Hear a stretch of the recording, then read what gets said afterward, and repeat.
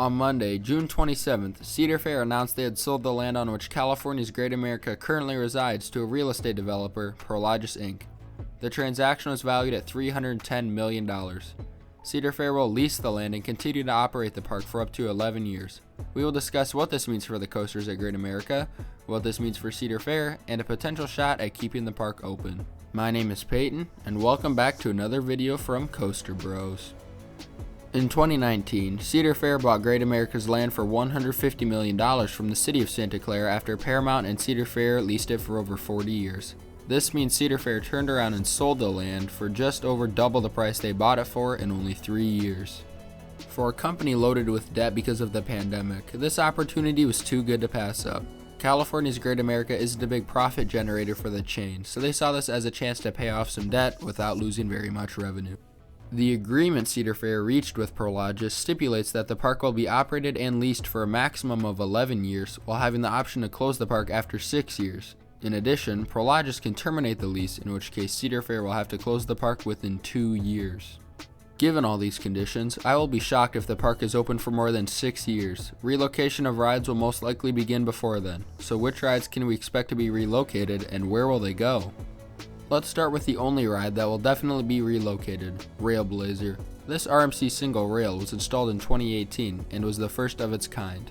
I could see this going anywhere in the chain, except Knott's because they don't have the room, King's Dominion because they already have 2 intense coasters, and Cedar Point because if they get a single rail, it will be 500 feet tall.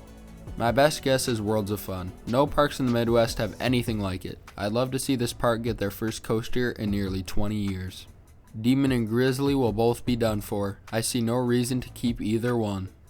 I can see Flight Deck and Patriot either getting relocated or scrapped. Both of these B&M coasters were built in the early 1990s, so they will be around 35 years old when the park closes. These could be relocated, but I wouldn't be surprised to see them scrapped.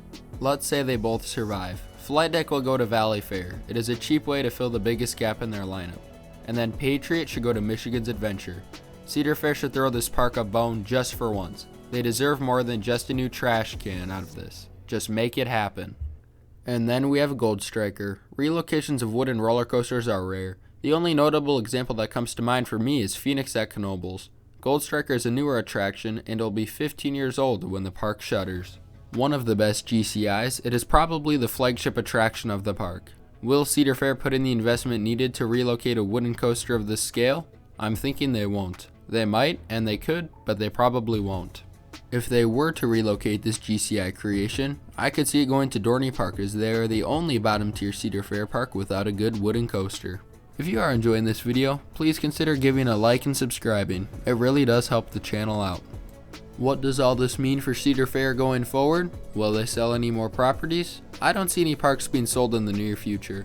Great America was in a unique situation where the value of its land vastly exceeded its revenue generation. Knott's is the only other park I can think of which would be worth such a high amount of money, but Knott's is one of their top revenue and profit generators.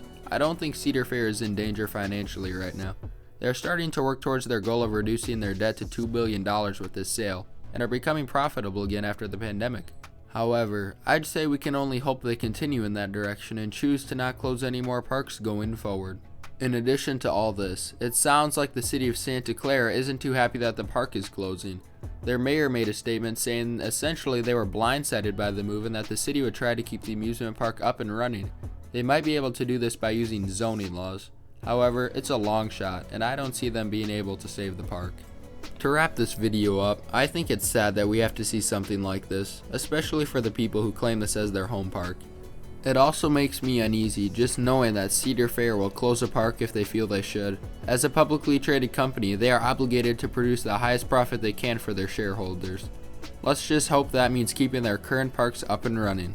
Thanks for watching, and stay tuned for more videos from Coaster Bros.